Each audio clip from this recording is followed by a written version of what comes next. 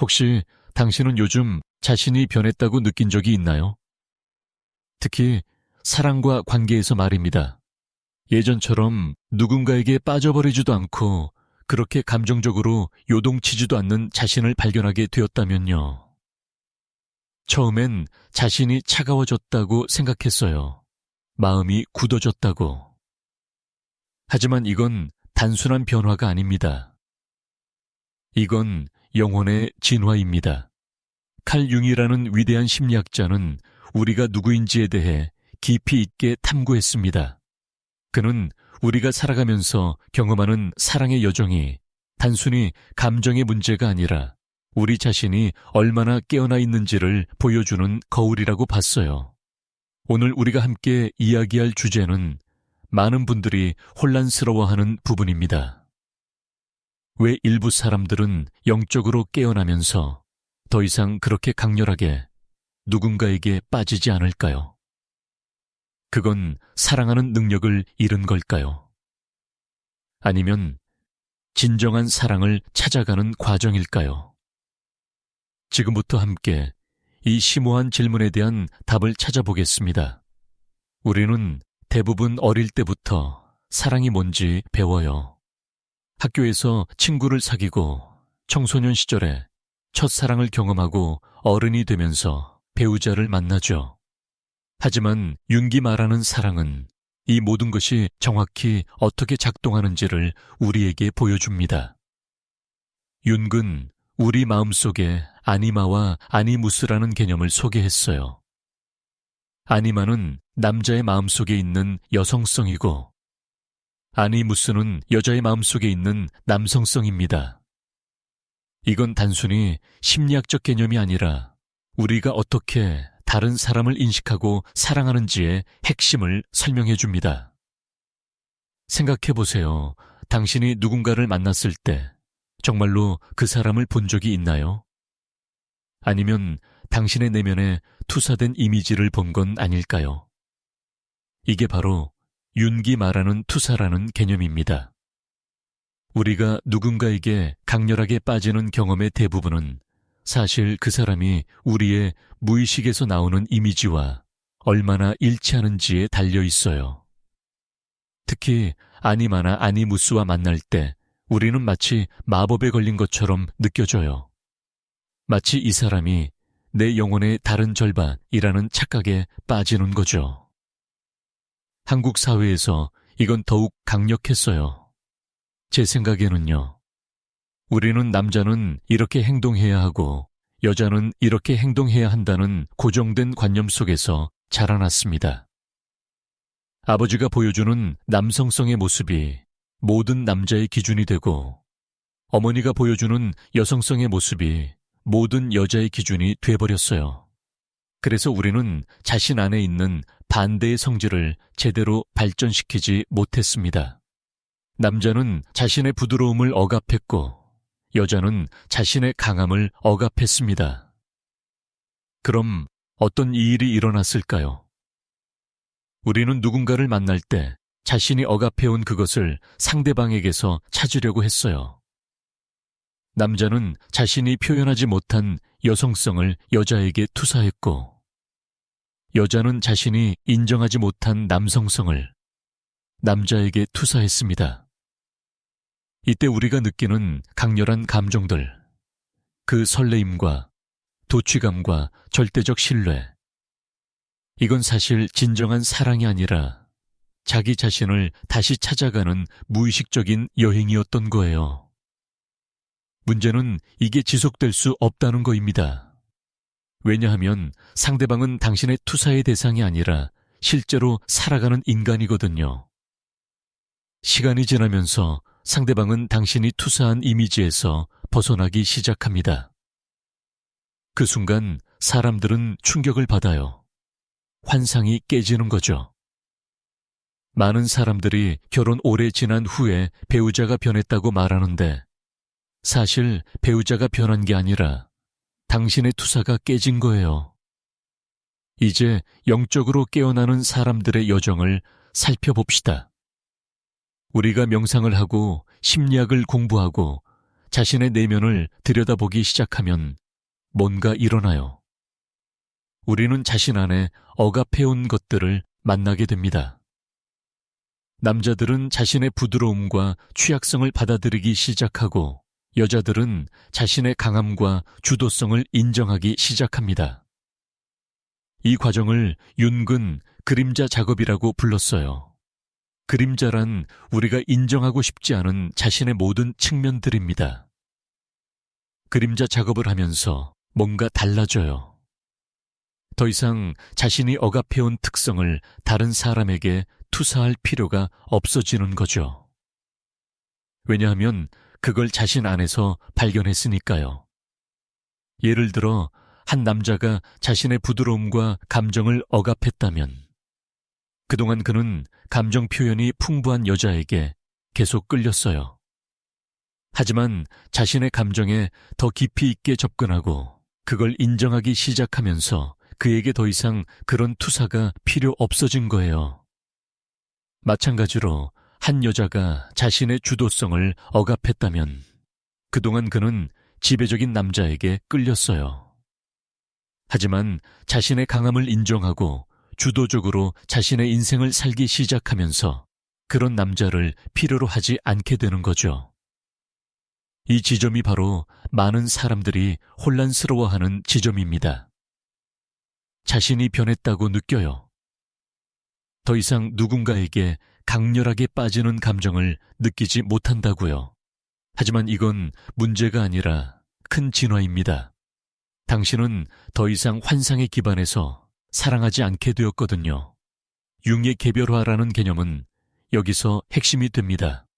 개별화란 자신이 누구인지를 완전히 깨닫고 자신의 모든 측면을 통합하는 과정이에요.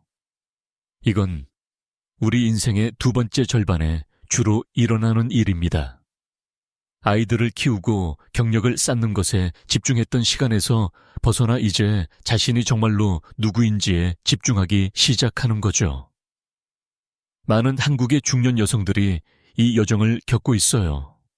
아이들이 독립하고 남편과의 관계도 재정이 되기 시작하면서 많은 사람들이 물어봅니다. 그럼 지금 나는 누구인가? 개별화 과정에서 우리는 투사에서 벗어나게 돼요. 이건 더 이상 누군가를 강렬하게 원하지 않는다는 뜻이 아닙니다. 오히려 반대예요. 우리는 더욱 깊이 있게 사랑할 수 있게 되는 거죠. 다만 그 사랑의 질이 완전히 달라집니다.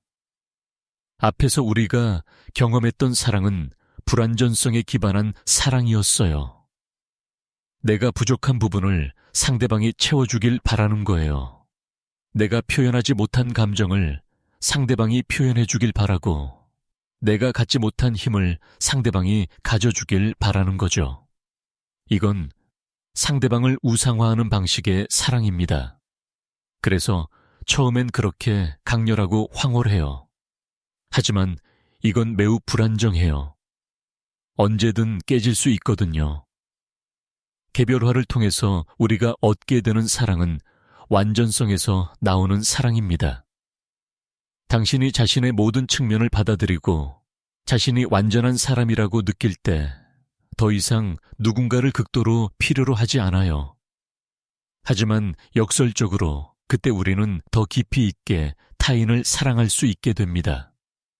왜냐하면 우리가 상대방에게 투사하는 것이 아니라 있는 그대로의 상대방을 볼 수 있게 되거든요. 생각해 보세요. 당신이 누군가를 만났는데 그 사람이 당신의 투사와 다르다는 걸 발견하는 순간 기존의 관계에선 실망이 찾아와요. 하지만 영적으로 깨어난 사람이라면요. 그 사람은 오롯이 그 사람으로 보이는 거예요. 당신의 빈틈을 채워주지 못하는 상대방을 있는 그대로 받아들이는 거죠. 그리고 상대방도 당신을 완전히 다시 보게 됩니다. 당신이 자신을 우상화해주지 않는 순간 상대방은 진정으로 당신의 사랑을 느껴요. 왜냐하면 그건 자신이 아니라 당신 때문이거든요. 한국 사회에서 많은 여성들이 오랫동안 자신의 욕구를 억압해 왔어요.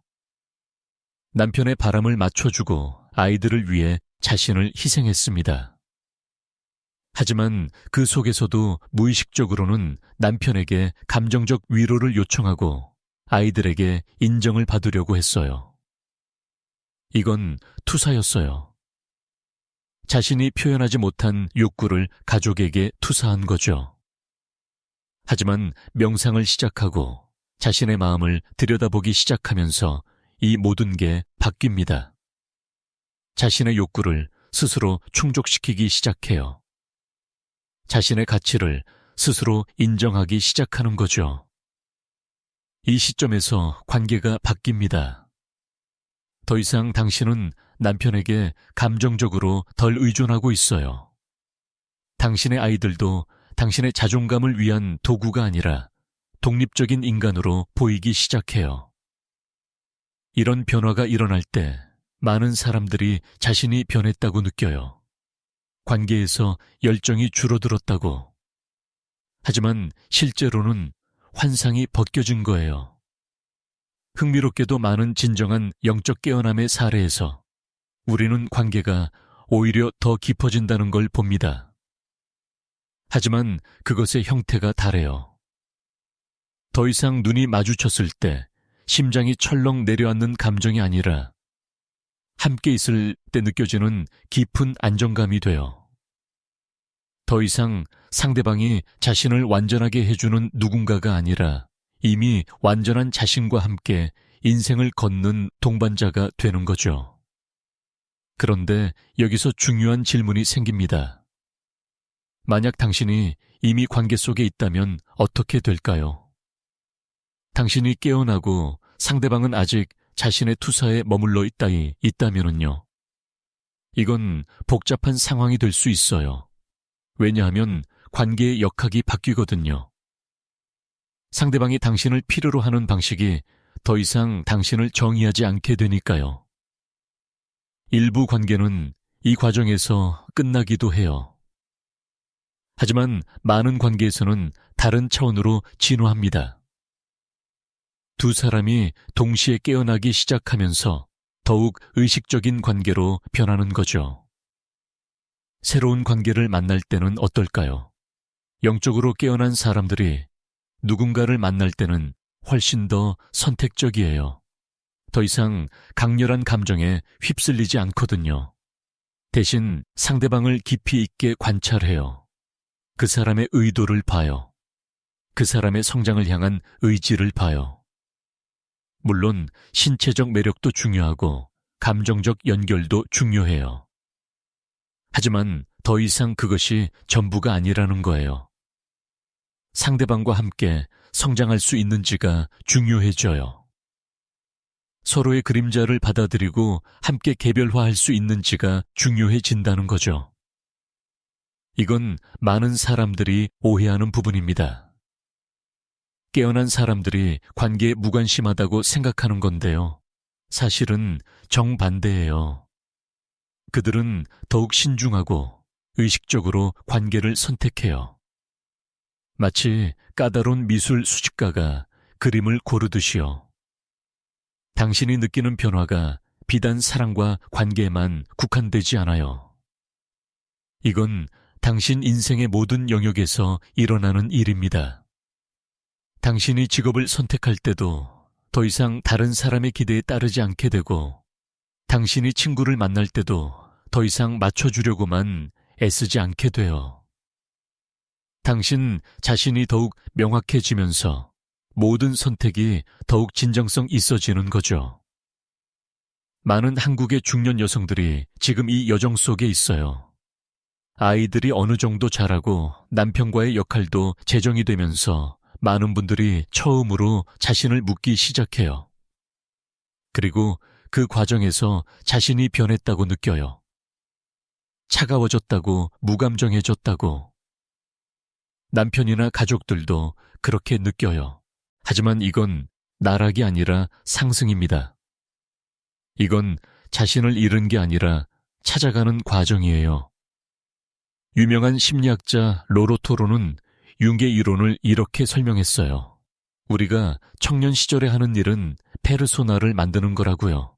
사회가 원하는 역할을 수행하는 거죠. 하지만 중년 이후에 우리가 해야 할 일은 그 페르소나를 벗고 자신이 누구인지를 발견하는 거라고 했어요. 이 과정에서 우리가 경험하는 감정의 변화는 자연스러운 거예요. 우리는 더 이상 다른 사람의 역할을 해야 한다는 부담에서 벗어나니까요. 지금 당신이 느끼는 변화를 두려워하지 마세요.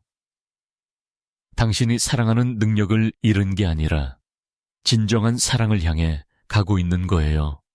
더 이상 누군가에게 미쳐버리지 않는 것은 당신이 더욱 깨어났기 때문입니다. 당신의 마음이 차가워진 게 아니라 더욱 명확해진 거예요. 당신은 이제 환상 속의 상대방이 아니라 진정한 상대방을 사랑할 수 있게 된 거죠. 윤기 쓴 글 중에 이런 구절이 있어요. 정확한 표현은 아니지만 대략 이런 의미인데요. 진정한 사랑은 두 완전한 사람이 함께 있기로 선택하는 거라는 거예요. 누군가를 필요로 해서 사랑하는 게 아니라 그 사람의 존재를 진정으로 감사하면서 사랑하는 거죠. 이건 훨씬 더 깊은 사랑입니다. 훨씬 더 오래 지속되는 사랑이기도 해요. 당신의 변화가 어디서 나왔는지 이제 알 거예요. 그건 당신이 자신의 그림자를 통합하고 개별화 과정을 시작했기 때문입니다. 당신은 자신을 잃은 게 아니라 찾아가고 있어요. 그 과정에서 당신의 관계도 변하고 당신의 선택도 변하고 당신의 모든 것이 변해요. 이건 죽음이 아니라 재탄생입니다. 앞으로 당신이 누군가를 만날 때 기억하세요. 당신이 느끼는 그 강렬한 감정이 사랑일 수도 있고 투사일 수도 있다는 거를요. 진정한 사랑은 차분하고 안정적이며 다른 사람을 있는 그대로 보게 해주어요. 그리고 무엇보다 당신 자신을 더욱 당신답게 만들어줍니다. 상대방이 당신을 완전하게 해주는 게 아니라 당신이 이미 완전하다는 걸 기억하게 해주는 거죠. 당신의 변화를 축하합니다. 당신이 느끼는 그 세상과의 거리감과 이전과 달라진 감정의 폭은 당신이 더욱 깨어나고 있다는 증거예요. 이 여정을 계속하세요. 자신의 그림자와 마주하세요. 자신이 누구인지를 더욱 깊이 있게 알아가세요. 그럼 당신의 사랑도, 당신의 관계도, 당신의 모든 것이 더욱 진정하고 아름다워질 거예요. 왜냐하면 그건 더 이상 환상이 아니라 현실이기 때문입니다.